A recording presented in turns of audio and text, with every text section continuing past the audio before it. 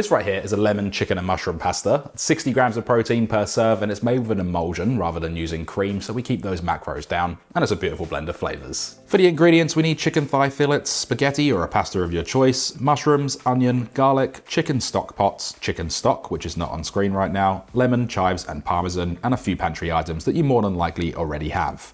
Starting things off, we need 1 kilo or 2.2 pounds of chicken thigh fillets. I'm going to be adding these into a food processor and blitzing this up and creating my own mince. Other than going to the butcher, there's not really many places that sell chicken thigh mince, and the reason that we're using thigh over breast is the fat content.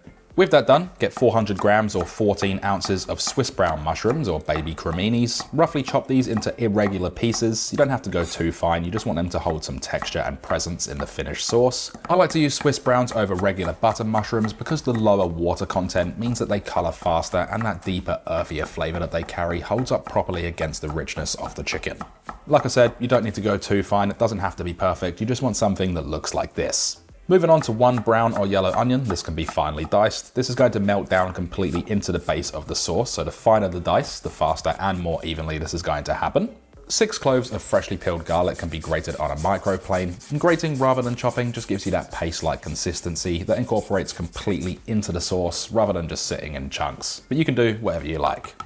For some acidity, we're going to zest a lemon on a microplane. We are also going to be juicing it later on, but we'll worry about that in a moment's time. The zest and juice are going in off of the heat at the very end because the heat drives off any of those aromatic compounds in lemon, and if you add it to the hot pan, it's just going to lose that bright, fresh citrus note entirely. For some herbs, I'm using 20 grams or 0.7 ounces of fresh chives. Completely optional, you don't have to use these if you don't want to, but it just adds that nice little finishing touch. You can also use flat leaf parsley and basil if you prefer, and all we're going to do with this is just finely slice it and then pop it out of the way. Get a pan over a medium-high heat and add in 1 tablespoon or 15 milliliters of olive oil. Once the pan is slightly smoking, the chicken mince can go in, and we're going to spread it out just so it's sitting on the surface of the pan, and you can also add a little bit of salt and pepper here. We want to completely leave this alone for about 3 to 4 minutes. We need that Maillard reaction to happen on the surface of the meat before we start breaking it up, and that golden crust forming on the base of the pan is where all of the flavor comes from. After a few minutes, make sure you start breaking this up. We want to get that brown, even golden crust all over the chicken, and we're going to cook this for a total of about 5 minutes, and then we can remove it from the pan. Place that same pan back over a medium-high heat. The mushrooms can be added straight in, and we don't want to touch these for about 3 to 4 minutes, and I'm also adding in a touch of salt just to help draw a little bit of moisture. Mushrooms are made up with a lot of water in them, and that water needs to evaporate before any browning can happen. And if we start stirring them too early, you're just going to have the same thing that happens to the chicken. They're just going to steam rather than cooking in that beautiful flavor that comes out of them to create that golden crust. The diced brown or yellow onion can now go into the mushrooms. We're going to cook this around for about 3 to 4 minutes until it's softened and become a little bit translucent, and the moisture within the onion will help slightly deglaze the pan. We can add in the garlic now, just mix it around for 1 minute. If you have used a paste, it can clump up, so just be careful of that, and you're going to smell that beautiful aroma that's coming out of it. Like I said, cook it for a minute, mixing it around the whole time.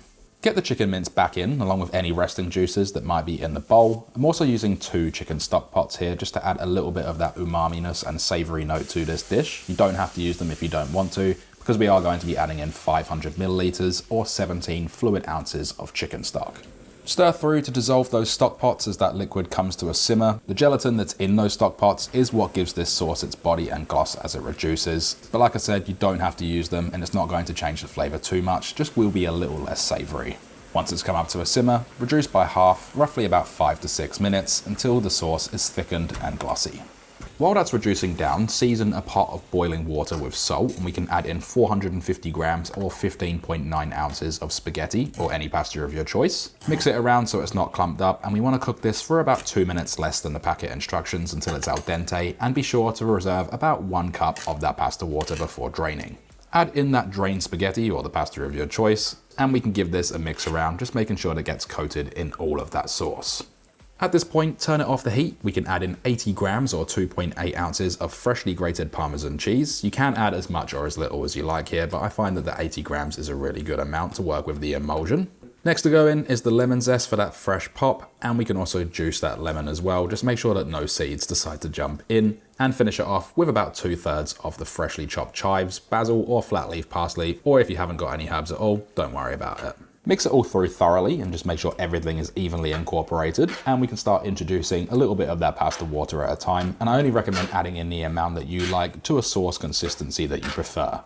Once you're happy with it, double check seasoning, and then we can remove it from the stovetop. Now into our containers, these are 750 milliliters in size. The pasta can go into them, making sure that every portion gets a good amount of sauce. You can evenly divide everything by 5 by weighing it all out if you prefer to do it that way, or you can just go by eye. I like to add a little bit more Parmesan cheese here. You can do this after you've stored and reheated if you prefer. A touch more cracked black pepper, about 5 cracks worth, and then we can finish it off with the remaining chives just to give it that little pop of color and freshness. Your week is sorted, you've got 5 meals, 40 minutes, 60 grams of protein per serve, and that sauce is made without a single drop of cream. If you haven't already, make sure you subscribe to the channel and leave a thumbs up. It really does help me out. There's only one thing left to do, and that is we can then dig in. The lemon really comes through, it just helps balance out all of the ingredients. The chicken's juicy and tender, the pasta's perfectly coated in that sauce, and it is absolutely delicious.